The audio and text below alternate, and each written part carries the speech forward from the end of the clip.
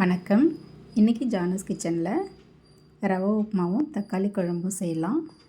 Tiffin செய்கிறதுக்கு எதுவும் இல்லைங்கிறப்போ இந்த ரவை உப்புமா நமக்கு ரொம்ப ஹெல்ப்ஃபுல்லாக இருக்கும்.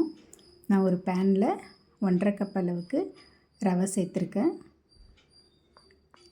அதை இந்த மாதிரி மீடியம் ஃப்ளேம்லேயே வச்சு கொஞ்சம் நேரத்துக்கு வறுத்துக்கலாம். வறுத்து எடுத்து வச்சுக்கலாம். இப்போ அதே பேனில் 2 ஸ்பூன் அளவுக்கு எண்ணெய் சேர்த்துருக்கேன். எண்ணெய் காஞ்சதும் அதில் கொஞ்சம் கடுகு பொரிஞ்சதும் உளுத்தம்பருப்பு, கொஞ்சமாக கடலைப்பருப்பு சேர்த்துருக்கேன். இதெல்லாம் செவந்து வரட்டும். இப்போ இது கூட கொஞ்சம் வெங்காயம், இஞ்சி, பச்சை மிளகாய், கருவேப்பிலை இதெல்லாம் சேர்த்துருக்கேன். இதெல்லாம் ஒரு 2 நிமிஷத்துக்கு வதக்கி விட்டுக்கிறேன். இது கூட 1.5 கப் அளவுக்கு ரவைக்கு 4 கப் அளவுக்கு தண்ணி சேர்த்துருக்கேன். இந்த உப்புமாவுக்கு தேவையான அளவு உப்பும் சேர்த்துருக்கேன். சேர்த்து நல்லா கலந்து விட்டுட்டு இந்த தண்ணி கொதிக்கட்டோன்னு இதை மூடி வச்சிடலாம். இப்போ தண்ணி கொதிச்சிருச்சு. நம்ம வறுத்து வச்ச ரவையை அதில் சேர்த்து கைவிடாமல் கிண்டிக்கிட்டே இருக்கலாம். ரவை கட்டி தட்டாத மாதிரி இந்த மாதிரி போடும்போதே நம்ம கிண்டி விட்டுக்கிட்டே இருக்கணும். இப்போ நல்லா கலந்து விட்டுட்டு ஸ்டவ்வை லோ டு மீடியம் ஃப்ளேம்லேயே வச்சு இதை மூடி வச்சுக்கலாம். இப்போ ரவை நல்லா வெந்து வந்துடுச்சு. நல்லா ஒரு தடவை கிளறி கொடுத்துக்கலாம். நல்லா பொலன்னு ரவை உப்புமா ரெடி ஆகிடுச்சு.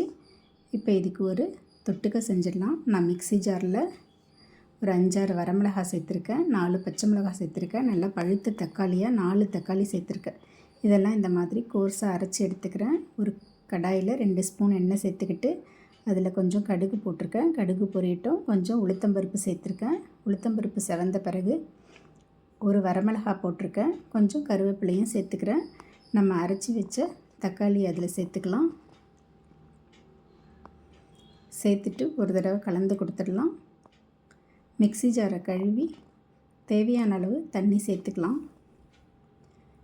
இப்போது இந்த தக்காளி குழம்புக்கு தேவையான உப்பு, 2 சிட்டிகை மஞ்சள் தூள் சேர்த்துருக்கேன். சேர்த்து நல்லா கலந்து விட்டுட்டு இதை மூடி போட்டு மீடியம் ஃப்ளேம்லேயே கொஞ்சம் நேரத்துக்கு கொதிக்க வச்சுக்கலாம். இப்போ இந்த மாதிரி நல்லா கொதித்து வந்துடுச்சு.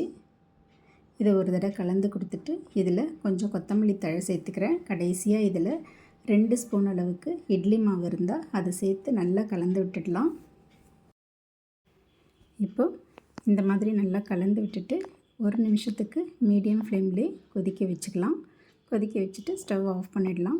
அவ்வளோதாங்க, தக்காளி குழம்பு ரெடி ஆகிடுச்சு. ஒரு சிம்பிளான சைட் டிஷ் இது. இப்போ நல்ல சூடான உப்புமா மேலே இந்த தக்காளி குழம்பை ஊற்றி சாப்பிட்டா ரொம்ப நல்லாயிருக்கும். உப்புமா பிடிக்காதவங்க கூட கொஞ்சம் சைட் டிஷ் கொஞ்சம் நல்லதாக செஞ்சு கொடுத்தா உப்புமாவோட சேர்த்து சாப்பிடுவாங்க. தேங்க்ஸ் ஃபார் வாட்சிங்.